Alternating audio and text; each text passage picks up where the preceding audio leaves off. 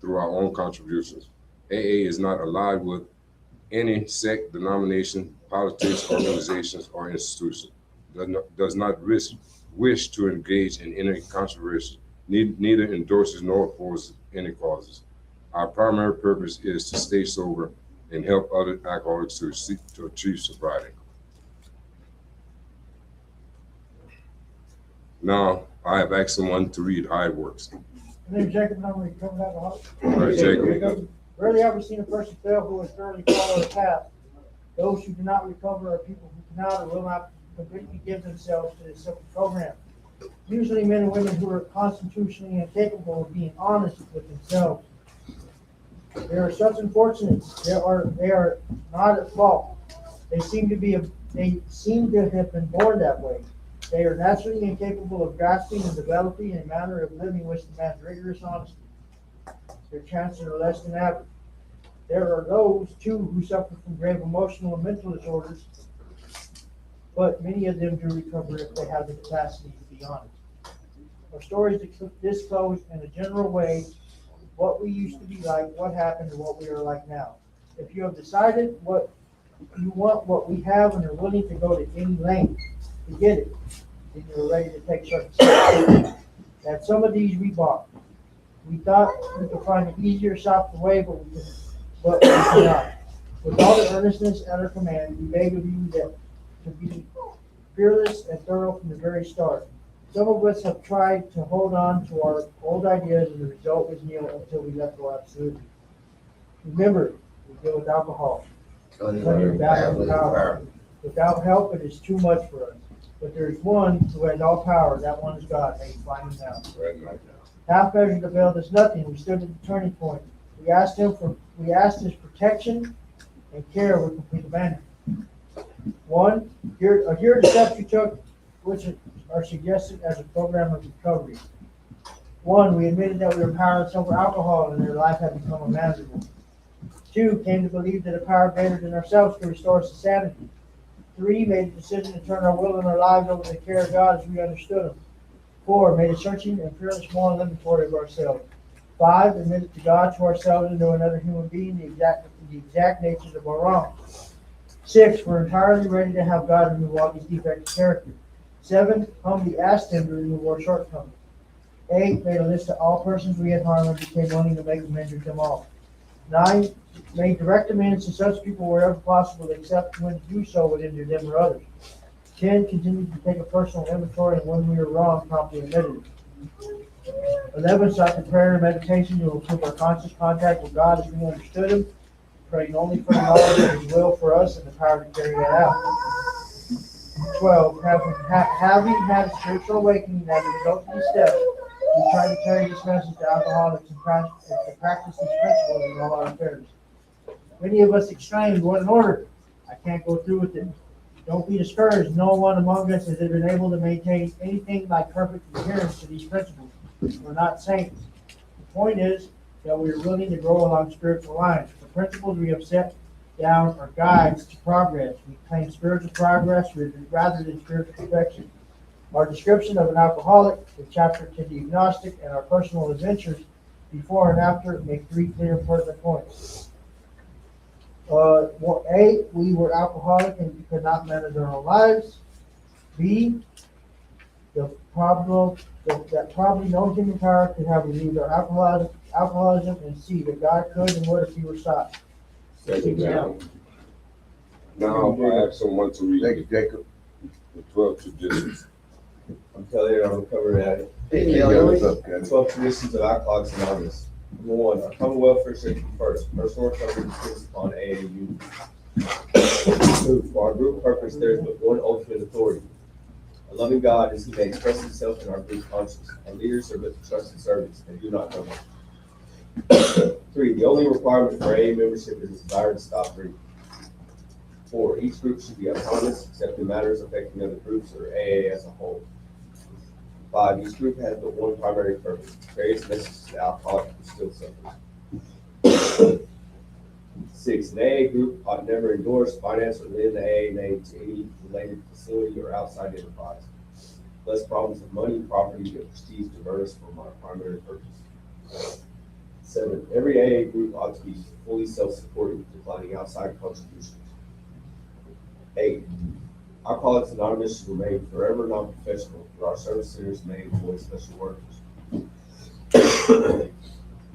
9, AA as such ought never be organized, but we may create service boards or committees directly responsible to those they serve.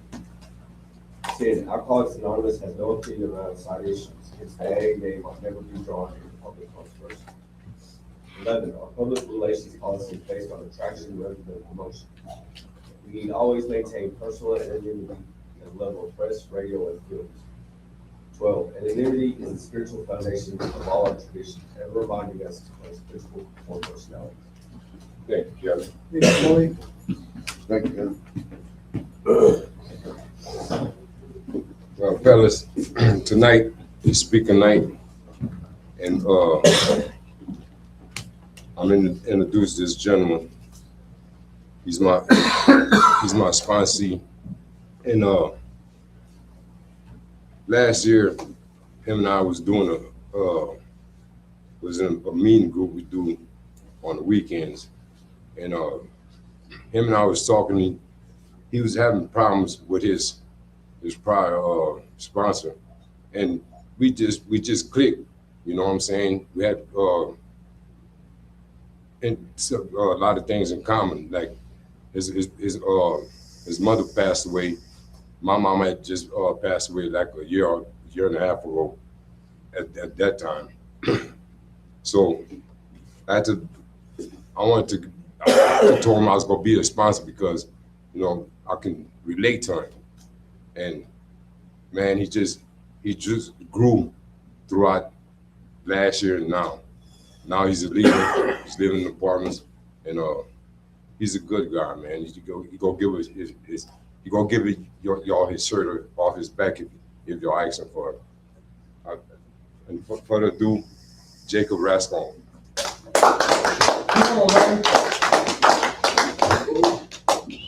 I said my down.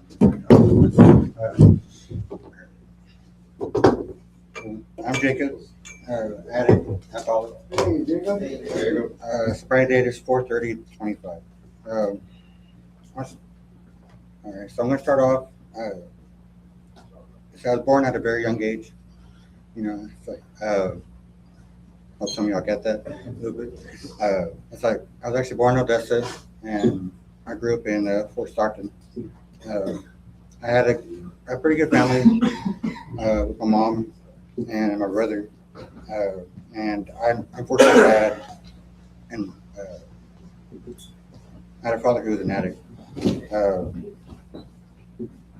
It was probably about I was probably about 5, 6 years old whenever I found something in his star drawer. I remember it clearly. And it was like a little pipe, and it was like a bunch of green stuff. I didn't realize what it was until like years later. But I think that was like my first, I guess, like stint with drugs at the time. I'd asked him about it, and he's like, he beat the crap out of me because I shouldn't have said nothing. And so I didn't say nothing. I told my mom about it, and I stayed between. It's like me and my dad for a long time.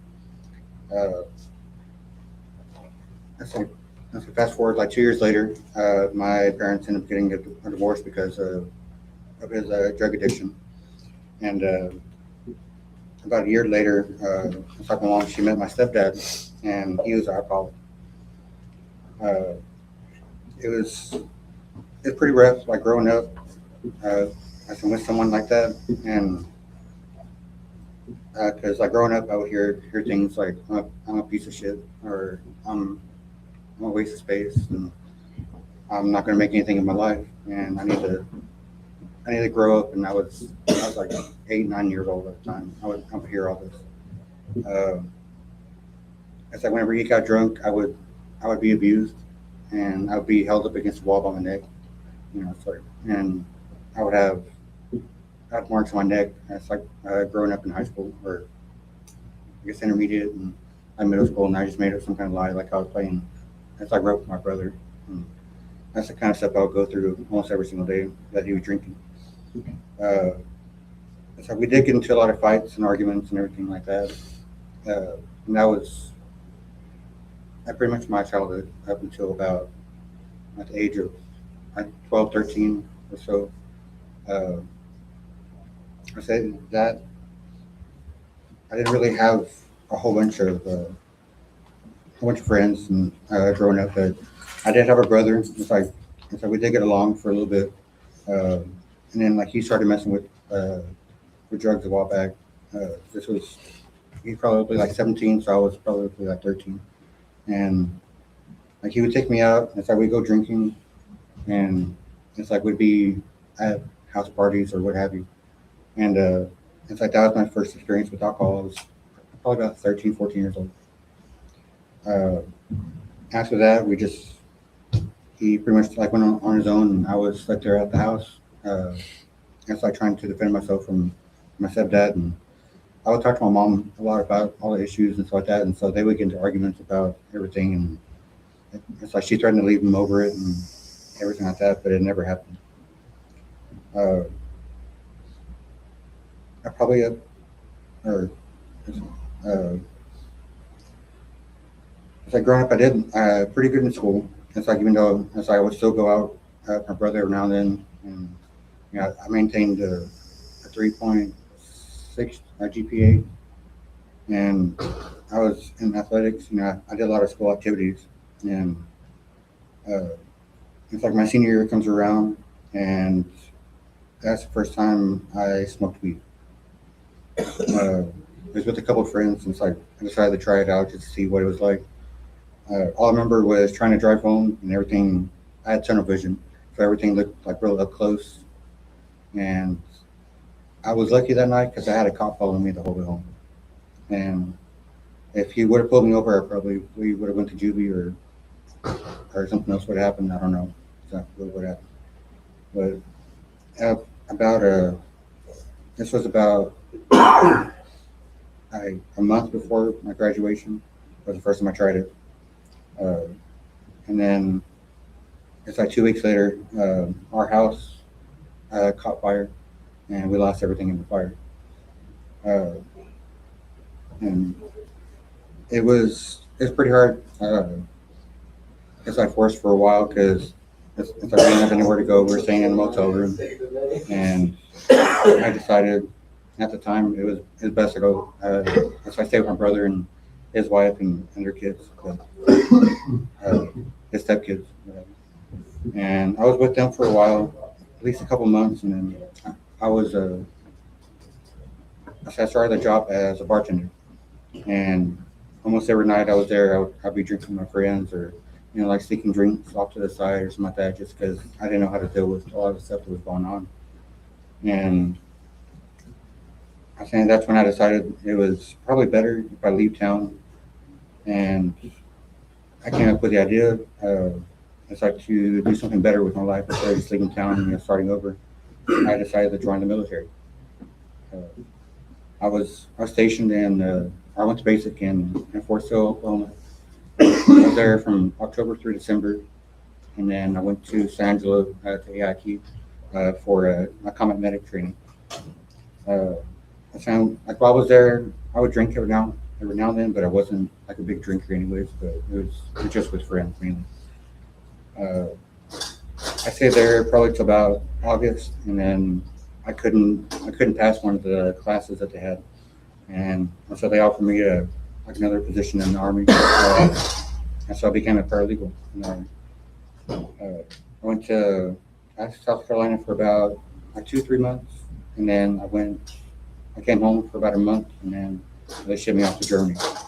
I said that was probably like one of the things that kind of fueled my.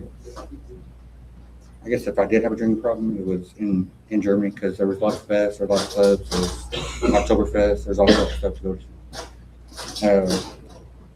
And it's like that's how I go. Like every other weekend, you know, I'm saying just going to the club.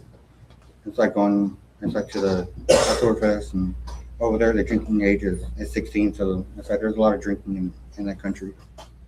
And I had to stop and actually keep myself from drinking because I was at the point of Like I would go every weekend, I would black out, and I'd be sicker, or I'd be sick, like throwing up all weekend.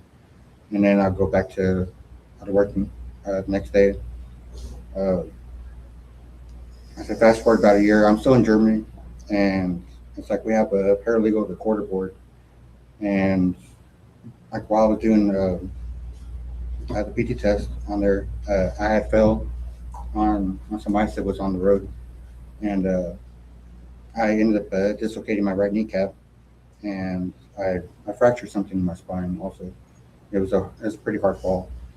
Uh, and then I think that was my first, I guess, experience with pain medication, because they put me on some pain meds, and they had me in a brace for 6 months, and I had to do physical therapy for another 6 months. And I would take them as prescribed, and then I would still go out every weekend after I was off the crutches, and I'll go back to partying, and I was taking my medication along with that. Uh, and I would at the time I was taking like one or two or so or of the hydrocodone that they were giving me. And then, like, whenever I went out, I would forget I would take them, and I would take like two or three more. So I would be pretty messed up. Uh, and fast forward about 6 months, I was discharged from the military. And this was May of 2012. I came home, and at the time, I had met someone in the military, and I was engaged to her at the time. And so whenever I got back, we were planning the wedding, and I was happy, for a while. And because I think it's kind of just went south after she had a miscarriage, and it kind of took a hard toll on both of us. And I started drinking a little bit more than usual. Sorry, because I wouldn't hardly drink, but I started drinking just because it was hard, and I didn't know how to deal with that pain and the loss for a while. Uh, and that's something I really don't talk about, but it's something it's part of my experience, so I do want to tell you.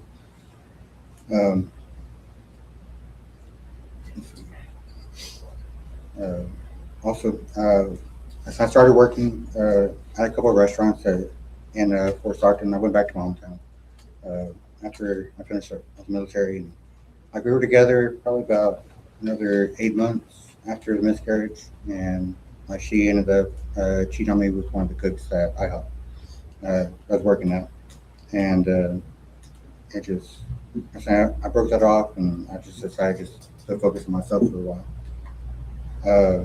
So I was working at IHOP. I slipped and fell in the kitchen, and I ended up cracking my tailbone. And before that, I was having some other back issues already, because of a service-related injury. And I was having to go to doctors almost every couple of weeks. It's because I was in a lot of pain. I didn't know how to deal with it. So I was talking to my doctor, and she prescribed me pain medication, like muscle relaxers, and I think it's like nerve pills. That's what it was. And I started kind of abusing those a little bit.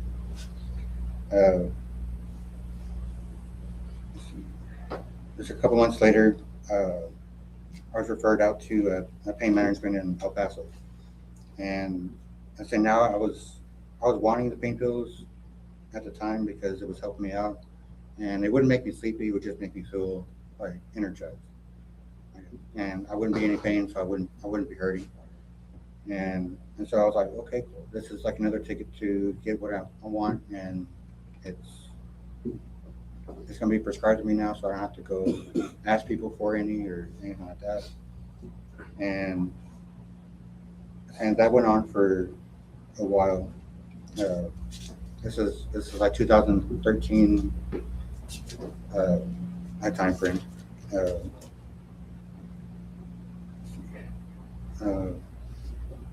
I kept on going back to pain management.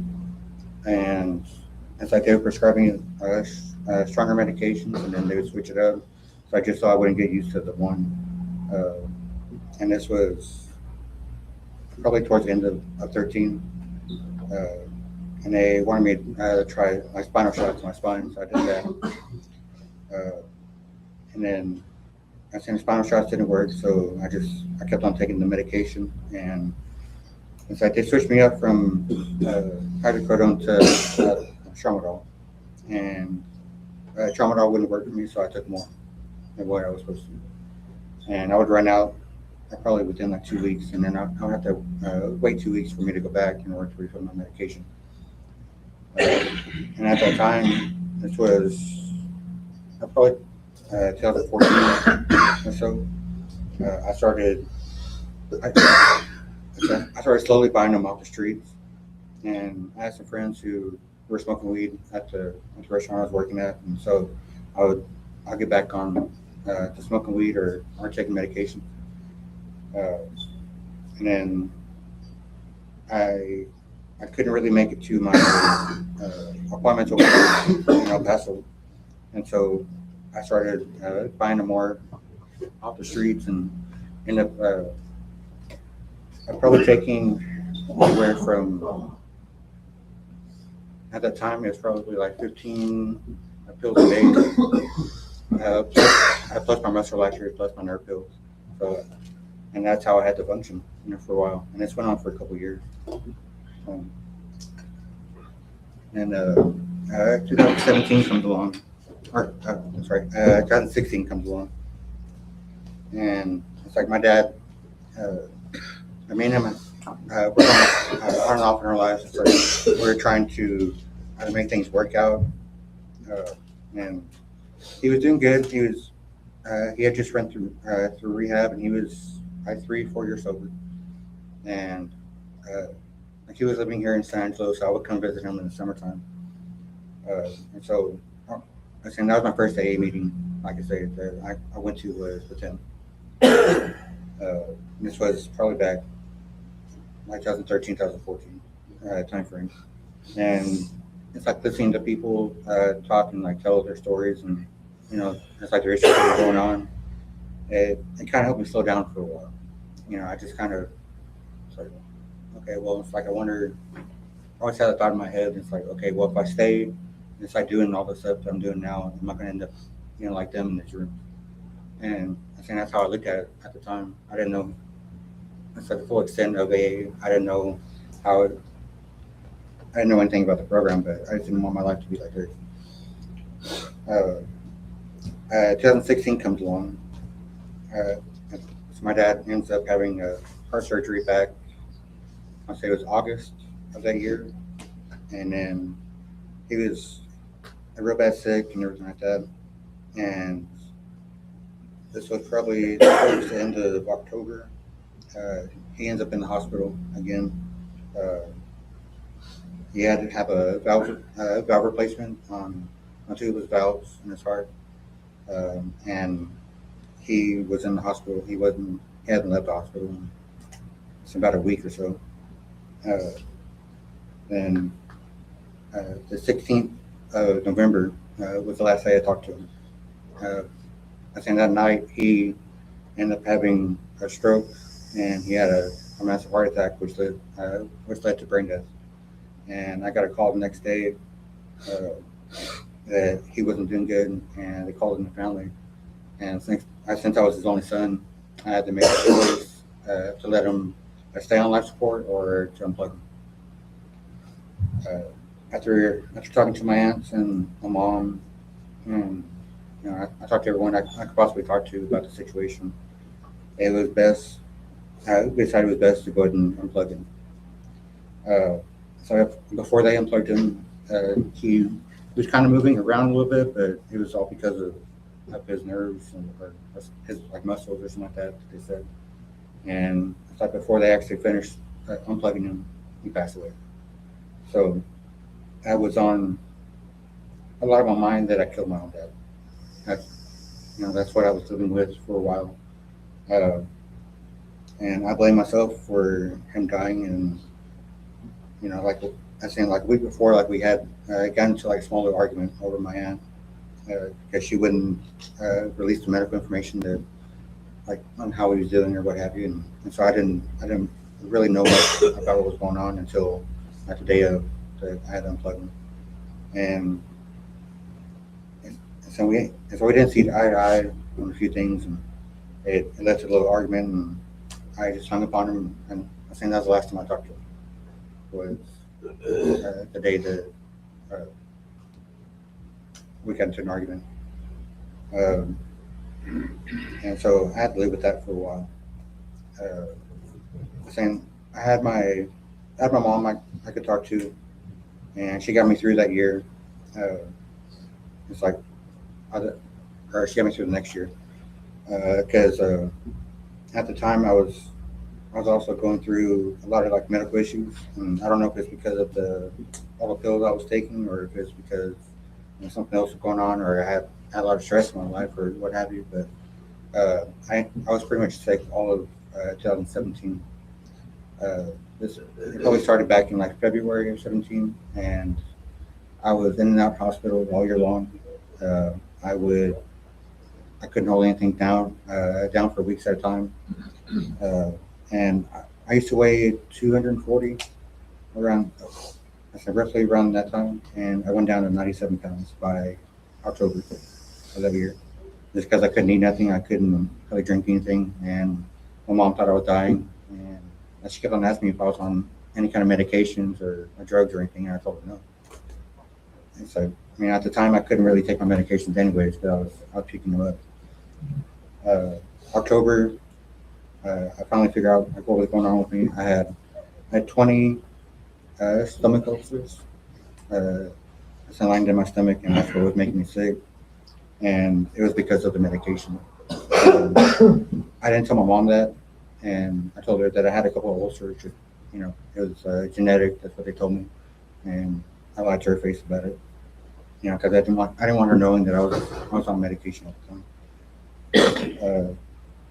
2 months later, December, I just celebrated my birthday on the 11th, and then it was a week before Christmas, and my mom had gotten pretty bad sick with a cold, and on the 14th of December, everything was fine, normal day, everything was, I started getting sick because of everything was going around. 9 o'clock that night, she started having chest pains, and half an hour later she was dead, and I watched her die in front of me. I didn't know how to take that. I think that was the hardest thing I had gone through at that point. Because I wasn't that close to my dad, but I was real close to my mom. I think that was the person who got me through everything. Person who was always there for me, like no matter what. And I started taking more and more medication after she passed, and I started kind of drinking a little bit more, but it was more medications than anything else. 2018, probably June 2018 was when I really started like using heavy. I was taking anywhere from like 15 to 20 of the strong hydrocodone a day, plus anything else I could find. It's like pain wise or pain medication wise. And I would take like 3 or 4 of my muscle relaxers at the time. I was slowly trying to kill myself, and I didn't want to do it fast because I felt I enjoyed the way I was feeling whenever I was taking pills. End of 2018. So my stepdad, he had already talked to somebody. It's like 2 weeks after my mom had died, and December, on the anniversary of my mom's death, he proposed to her. So I didn't take that very well. That was pretty rough for me. And about a month later, I was already shooting up morphine, and I was taking all my medication also. And I went off for a while, as far as I can remember, because I have about a 2-year time span from the 18 to 20, I don't have any memory of because of how much I was using. I have like bits and pieces of bits and pieces of a job that I remember, or I've seen certain faces or something like that, but I don't have any other memory of anything. Um, and at the time, I was using pretty heavily. I had gotten into somehow I had gotten I had somebody's credit card information, and I had used it at a store, and it's like they had me on camera, what have you. And then this was say probably 2020. I was like later on I was arrested for it, but going back and like looking at the camera footage, I didn't recognize that person. It's like I was so damn scrawny. It's like I looked really rough, and I wasn't in the right mindset. And in that next year's time span, I ended up catching I had 2 charges as a violation of probation, and then I got the credit card charge. Uh, and I was out of. I didn't go to court until like after COVID and everything like that was over. And before COVID started, I had gotten to the last fight I had with my stepdad. He was drunk, I was high, and that didn't make like a very good mix right there. And he held me up by my neck again, and that was the last time he's ever done that to me at all anymore. So we got into a big fist fight, and ended up like knocking him to the ground, and I left the house because I had enough of it. Over 20-something years of him getting drunk and abusing me and everything like that. And then the drugs didn't help either. It just kind of fueled the rage. It's like fueled the hate and anger that I had, and all the hurt and everything, and it all kind of it went to. It's like this tipping point with my stepdad. I blamed him for my mom dying. I blamed him for everything that happened in my life because I couldn't deal with it myself. I moved out of my stepdad's house, and I moved in with a friend. And I've known this friend for about 25 years now. And I've known her since before her kids were born. I was there for a while, and I made it through COVID. So I living there, and I had a warrant for my arrest, I remember, and they stormed the house and had all of us outside and everything like that because they were looking for me because of my the credit card charge. And it was pretty, eye-opening for a while. It's like, okay, well, I don't remember anything about that, and it's like the only reason I saw the footage was because I talked to my attorney, and she showed me the footage that they had, and I told her, it's like, I don't have any recollection. It's like, this is like right after my mom died. It's like, this isn't something that I remember because of how much I was using. And then this was in June of 2021. I went to court. They gave me 6 years probation, and I kind of got sober for a while. I tried to get sober anyways, for a good, 6 months. I was in and out, like using as much as I could, like on 1 week, and then like next week I wouldn't use. So it's kind of alternating, trying to control it. And then it ended up getting the best of me again, and I got into a big argument with my friend I moved in with, and I ended up getting kicked out, and I moved in with another friend shortly after that. And the house that I moved into was I guess a quarter mess. I guess that's the best way to put it. And I kind of just broke down and be like, okay, well, why? It's like I'm at this point in my life where I'm living in someone else's house. The house is completely shitty, and I have to do something to, it's like to finish or to help myself. Uh, I kind of quit my cold turkey for a while, like maybe I made it about a month or so, and then it just got the best of me again. Uh,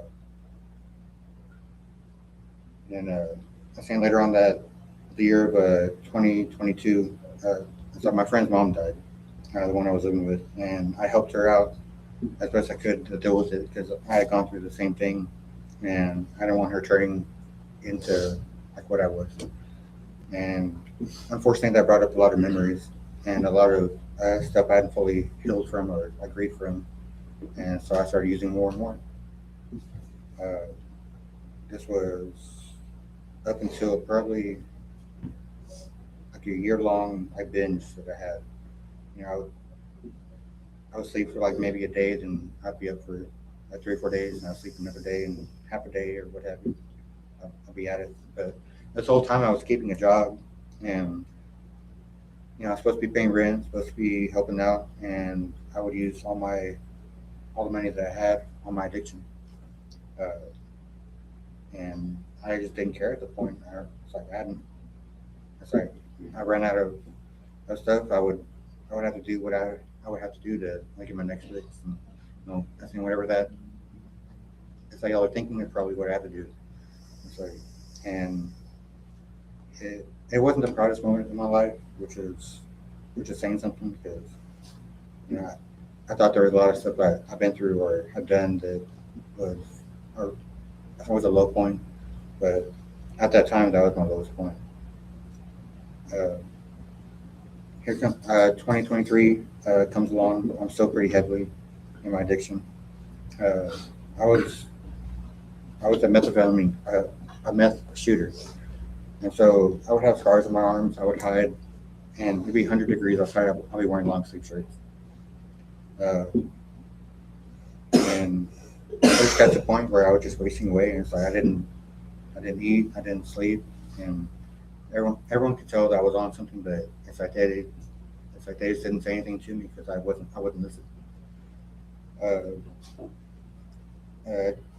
Let's see, June 2023 comes along. Uh, I had like a kind of an awakening, I guess you could say. I was going through all my stuff that I had like, packed away, and I came across my mom's ashes that I had in the closet, and I had buried it underneath some clothes and all sorts of stuff, and I just kind of broke down.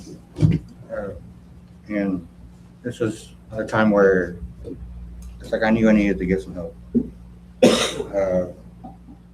Let's say like a few days later, I was in Springboard, a rehab center in Midland, and that was from June to July of 23.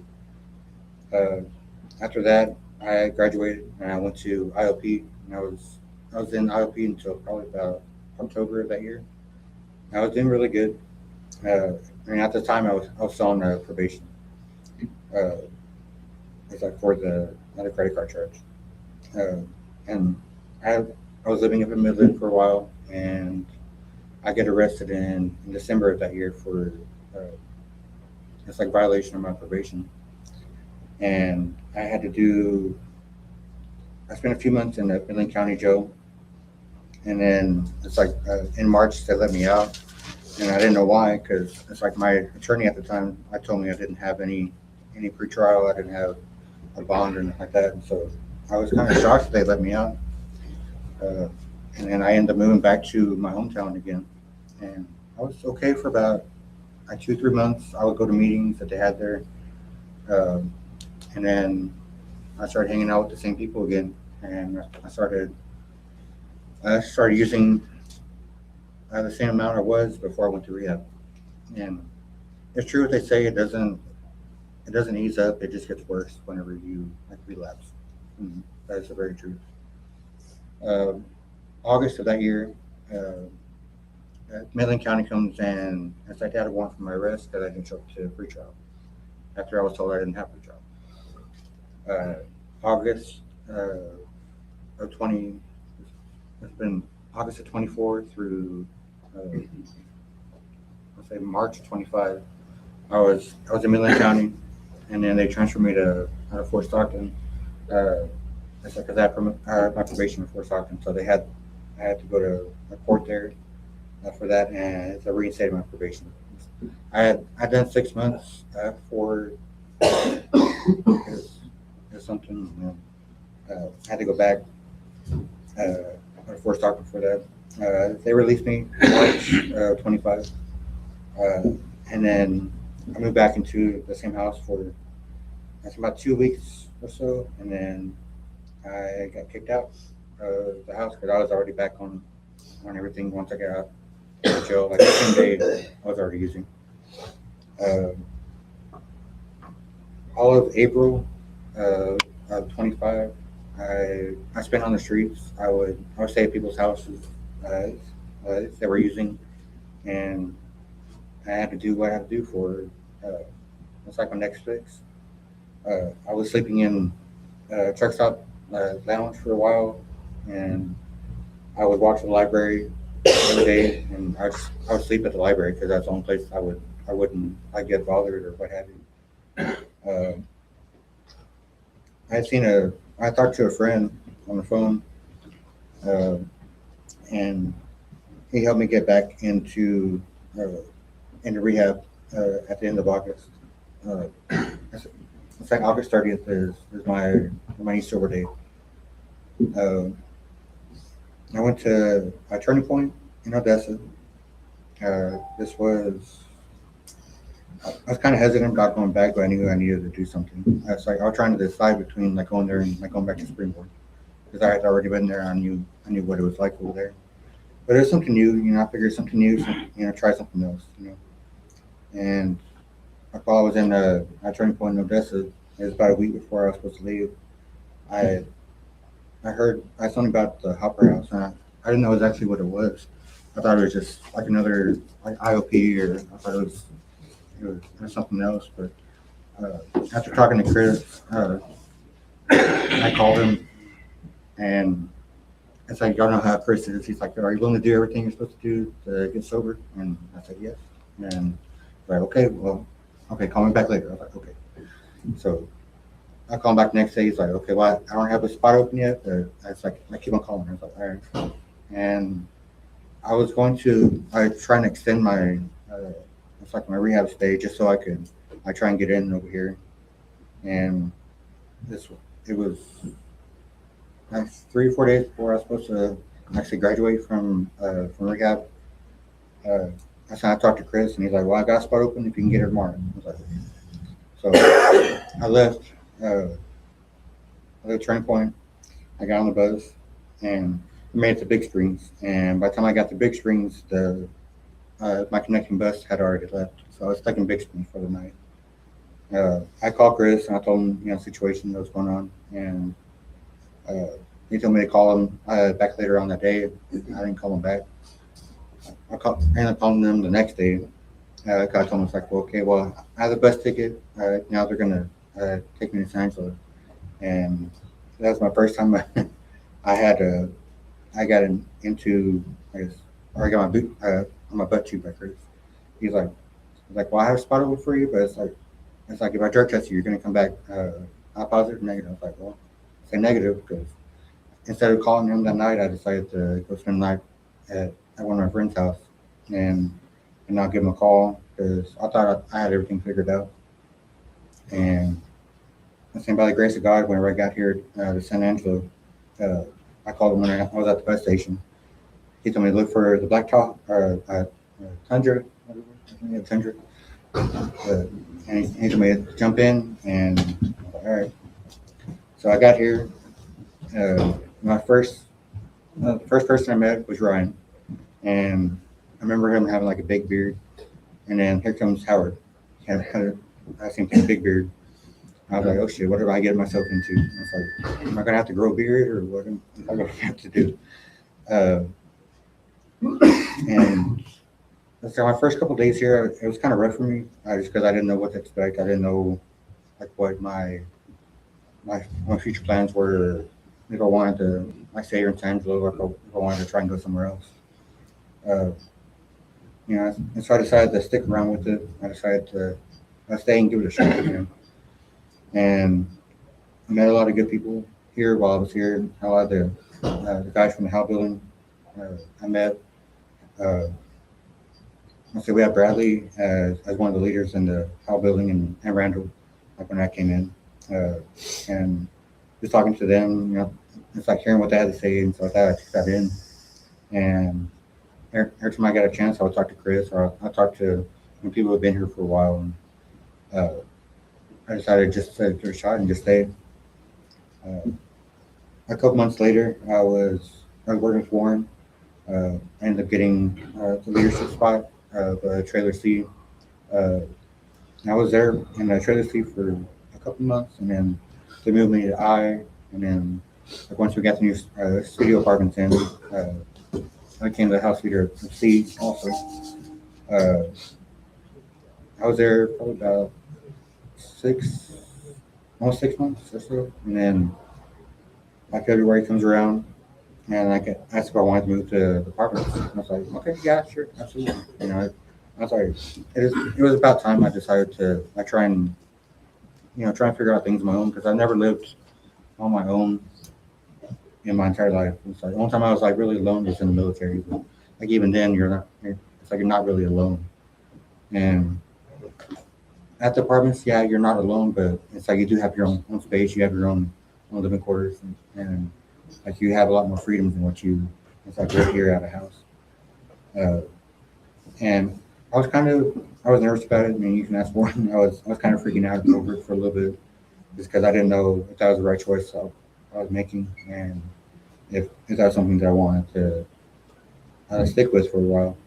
Uh, as I moved in there, it's like it helped me grow a lot, which I appreciate. You know, everything that I've learned from everybody that I've talked to, or I got advice from, or been around, uh, and that's something that I continue to use every single day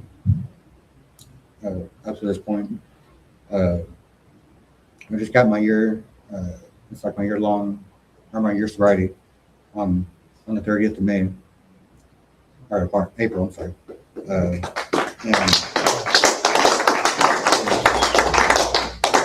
it's been a struggle for sure. It's like I've had a lot of like mental stuff that's been going on. You know, as of right now, I have a couple things that are going on in my personal life that I'm having to deal with, and like now I probably deal with them better than what I used to. But before I would just shut down. I wouldn't talk to anybody. I would just kind of like try and like deal with this on my own. And then I come in here. I talk to people I need to talk to, and I believe that God puts every single person in my life that I need to talk to in my life. And everyone has some kind of advice or some kind of story that they can help out, and I take what's important and I use that in my personal life. I have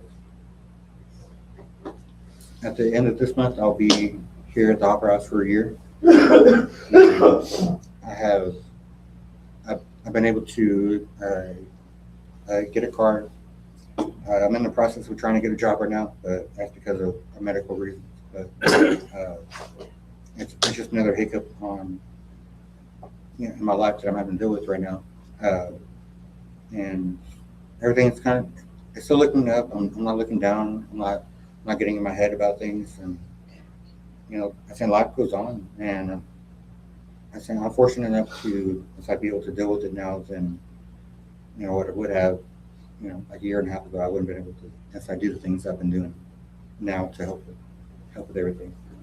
And I have to thank everyone that I sponsor. I have to thank my sponsees that I worked with, and not the guys at the apartments.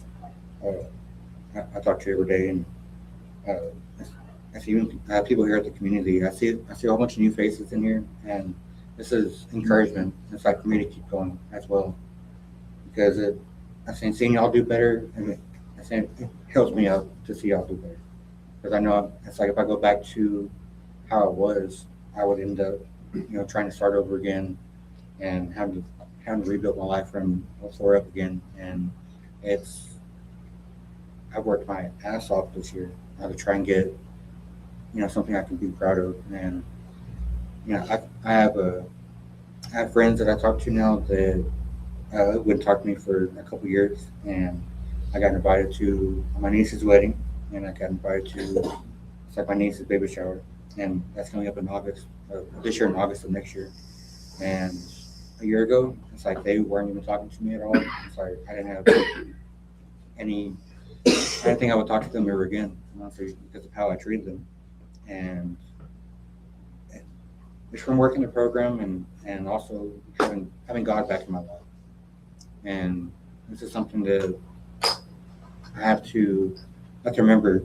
It's not like a long-term goals that I go for. It's a short-term ones, and that seems to be helping more than it has. In the past year is to think of life differently that way. And so I encourage all of you guys, and how even the ones who've been here for a while. It's like stay in the program. Keep your head up. Believe in God, and I believe that He'll guide you with everything that you need to do. And my name is Jacob. I am an alcohol addict. Hey, Jacob.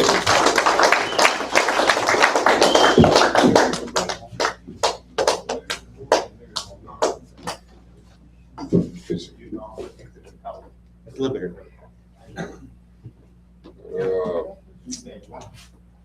Okay. Like someone to read promises. I'm done, we covered that. Promise. If we are mistaken about this phase of our development, we will be amazed before we are halfway through. We are going to know a new freedom and a new happiness. We will not regret the past, nor wish to shut the door on. We will comprehend the word serenity, and we will know peace.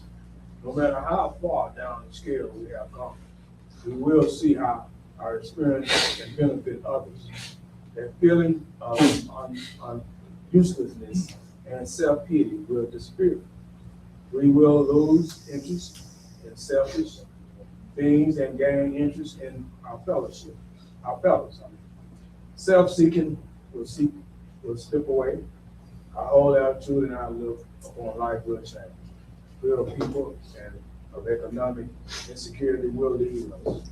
We will I can't pronounce that.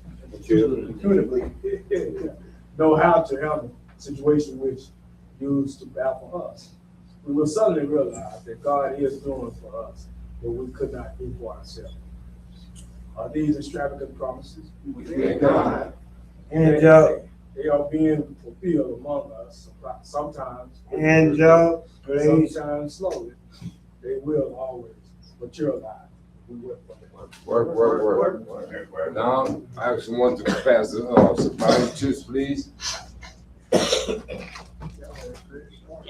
I'm getting them old, man.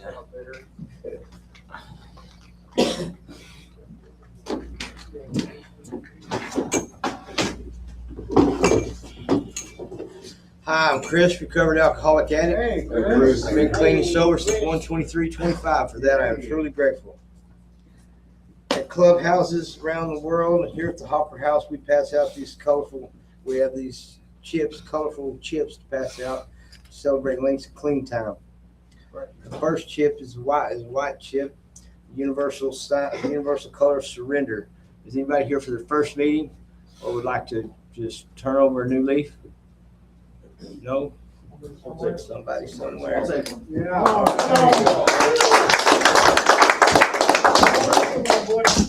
Tell us who you are. Tell us who you are and what you're going to do with it. I'm Johnny. I'm an alcoholic. Hey, I'm Johnny. an addict. I'm an alcoholic and an addict. I don't know. I just don't know anything, so that's why I'm here. Yeah, we're glad you're here. Welcome home, Johnny. Welcome home. Anybody else? Somebody somewhere. Next one is red, 30 days, 1 month. Everybody celebrating 1 month. All right.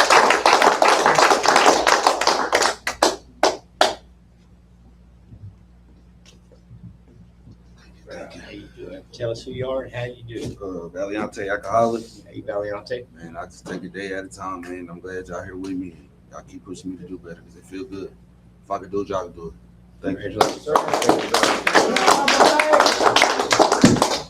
Anybody else for 30 days? 2 months. Anybody celebrating 2 months? Somebody somewhere. Somewhere. 3 months. It's green. Got a little green in your pocket. Come on.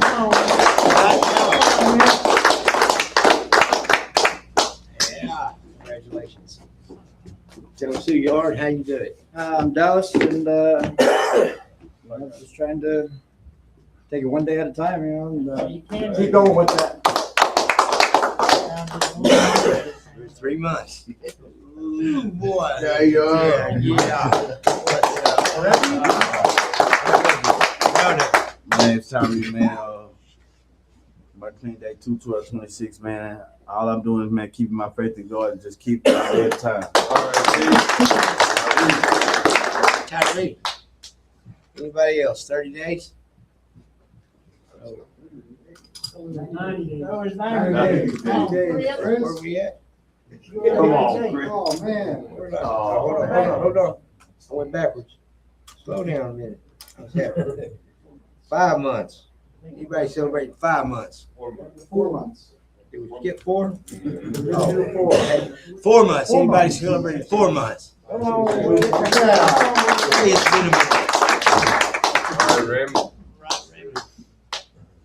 Tell us who you are and how you did. Oh man, Raymond, 26, man. I did it by the grace of God, by the grace of the Hopper.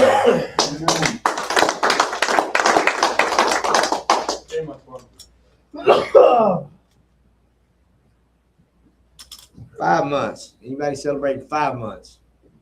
somewhere. 6 months. Blue skies ahead, not blue lights behind. Somebody somewhere. 7 months. It's orange. Aren't you glad to be here? Somebody somewhere. Somebody somewhere. 8 months. Anybody celebrating 8 months? Somebody somewhere. 9 months. Don't want to hear it. Come on. All right.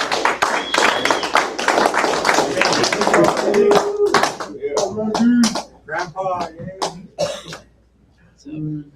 Hey, congratulations, man. Thank you, sir. Grandpa. Appreciate you. Tell us who you are and how you done it. My name is Randy. I did it by my trust in God, working the steps and living one day at a time. Anybody else? 9 months? Nobody else? Oh, we don't want to hear that. 10 months. Anybody celebrate 10 months? Somebody somewhere. Yes. 11 months. Anybody celebrating 11? Somebody somewhere. All right. A year or more goes on the board, celebrated every 4th Friday of the month. If you're sober today, give yourself and your higher power a round of applause. Thank you, Chris. Thank you, Chris. Welcome. Great. Thanks, Chris. Well, fellas, this meeting was designed to last hour. It has, so we're gonna close in the usual manner. Put the chairs up or whatever we're gonna do. Circle up.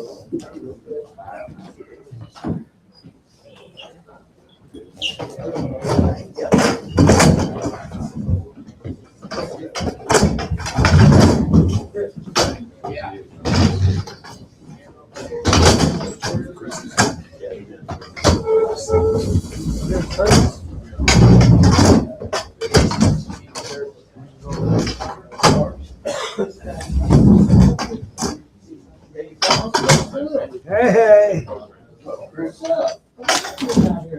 Hopper in the house.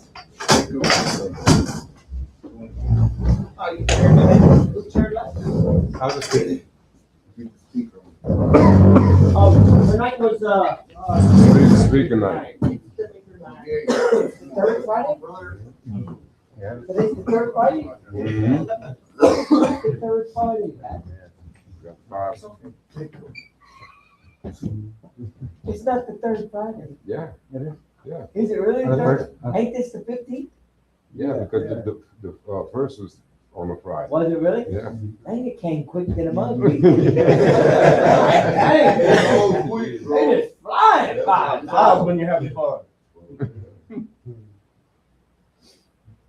Whose father?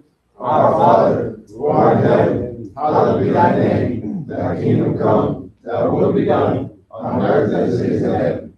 Give us this day our daily bread, and forgive us our trespasses, as we forgive those who trespass against us. And lead us not into temptation, but deliver us from evil. For thine is the kingdom, the power, and the glory, forever and ever. Amen. Keep Come back, the works that you work. God does it if you don't. Come here, man. Hey, what's going on? How are you? You gonna make it? Yeah. All right. That's yours, man. Okay, good. Woo, man, you look sexy, yo.